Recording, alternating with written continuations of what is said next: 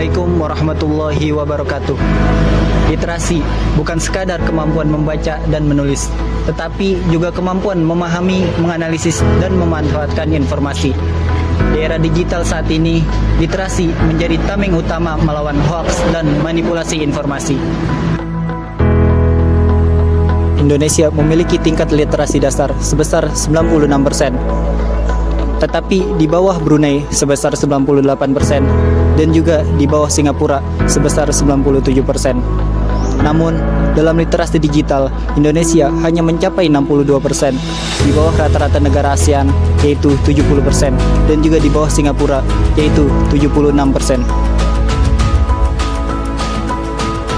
Hasil dari penelitian PISA pada tahun 2022 menunjukkan kemampuan membaca pelajar Indonesia mendapatkan skor 359, jauh di bawah skor Singapura, yaitu mendapatkan 543, dan negara ASEAN lainnya seperti Thailand dan Malaysia. Meski tingkat literasi dasarnya cukup baik, namun tantangan terbesar ada pada literasi digital dan kualitas pendidikan.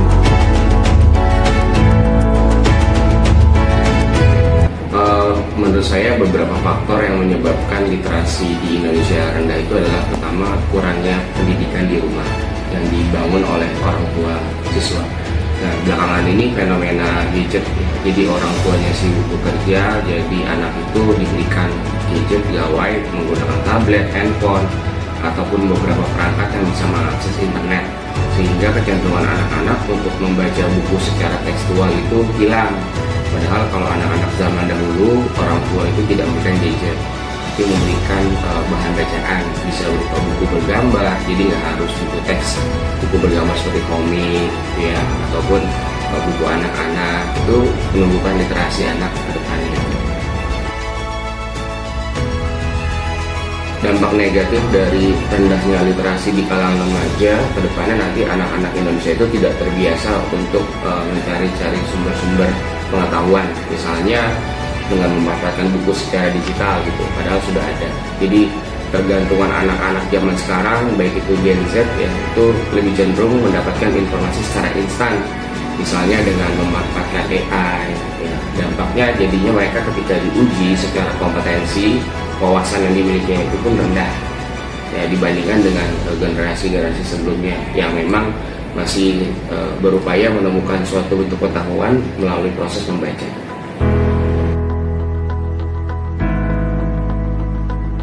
Cara meningkatkan literasi di tingkat remaja menurut saya pertama dimulai dari lingkungan keluarganya terlebih dahulu ya, jadi ruang lingkup kecilnya. Nah, mungkin orang tua perlu memberikan batasan kepada anak-anak itu dalam menggunakan gadget, sehingga ketika dia masuk ke dalam proses dewasa, remaja, anak-anak itu tidak terbiasa mencari informasi secara instan, misalnya bertanya kepada ChatGPT ataupun dalam memperoleh informasi jawaban mencari ChatGPT, tapi dengan cara anak-anak ini ke depannya ketika di sekolah ya, sekarang ada juga sekolah yang memberikan batasan ya dalam penggunaan gawai, sehingga anak-anak ini hanya diberikan akses buku.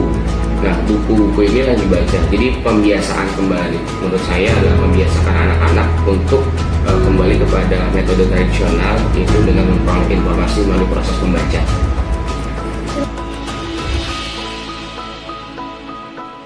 Menurut data dari UNESCO, menunjukkan adanya kesenjangan dalam akses terhadap buku dan bahan bacaan di masyarakat Indonesia.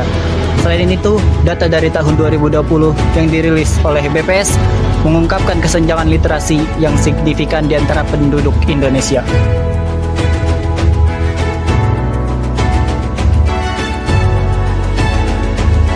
Ya, karena ya bisa penyebabnya karena pertama karena kemajuan teknologi. Nah, yang kedua remaja berpikir pragmatis. Ya, kalau membaca sesuatu terus tidak ada manfaatnya untuk apa? Ya, itu karena terlalu berpikir pragmatis. Nah, kemudian kadang-kadang remaja ini maunya instan. Jadi setiap sesuatu yang dibaca itu apa dampaknya? Kalau tidak ada dampaknya ya dia tidak akan baca. Padahal budaya literasi itu sebenarnya kan bagaimana kita supaya punya wawasan yang luas. Jadi apapun harusnya kita baca. Gitu.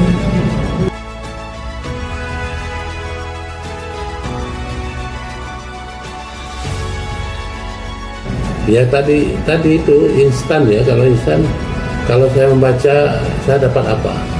Nah, strateginya ya kalau Anda kuliah ini dengan saya bilang Anda harus baca buku ini sampai selesai. Nah, ini saya jadikan sebagai UTS, ujian tengah semester. Jadi tidak perlu bikin soal terus dijawab, cukup membaca buku. Itu strategi. Jadi kalau di perguruan tinggi lain sudah mulai begitu, tidak ada ujian UTS itu bikin soal terus dijawab. Suruh aja mahasiswa baca buku. Setelah dia baca, apa intisari dari buku yang Anda baca? Nah, itu tuh salah satu strategi bagaimana supaya mahasiswa itu rajin membaca.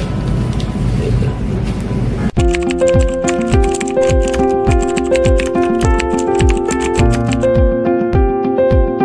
Jadi memang anak-anak diberikan waktu kurang lebih setengah jam itu untuk membaca buku yang memang mereka sukai. Jadi memang kita ada kayak format jurnal literasi dan numerasinya. Itu nanti anak-anak mengisi setiap mereka membaca itu apa judul buku yang dibaca, pengarangnya siapa, mereka mulai membaca dari halaman berapa sampai halaman berapa. Kalaupun ternyata buku itu sudah tuntas, nanti mereka bisa melanjutkan ke buku lainnya yang mereka suka.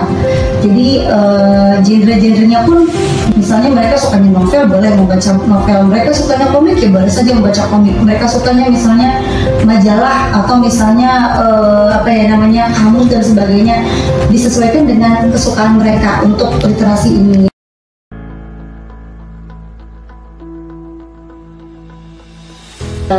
Literasi di rumah, di rumah tangga antara seorang ibu dengan anak itu merupakan suatu kewajiban seorang ibu untuk selalu mengingatkan kepada anaknya untuk membaca, karena ada yang bilang membaca itu adalah jendela dunia.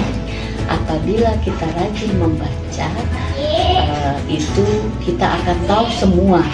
Jadi kuncinya dari keberhasilan seseorang itu adalah melalui membaca. Seorang ibu, karena mungkin kebetulan ibu tidak berbicara dulu sebagai seorang guru ya, tapi ibu berbicara sebagai seorang ibu yang memang harus terus, tiada hentinya, tiada bosannya untuk memacu, untuk memberitahu, memberikan semangat kepada anaknya untuk selalu membaca. Kalau sudah membaca itu pasti belajar, gitu kan? Kalau sudah belajar itu pasti membaca. Menulis juga bisa.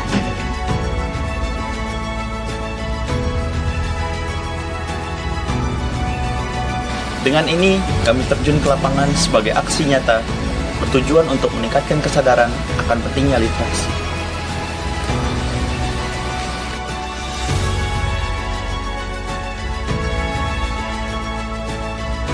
Karena peran kita sebagai mahasiswa sangatlah penting.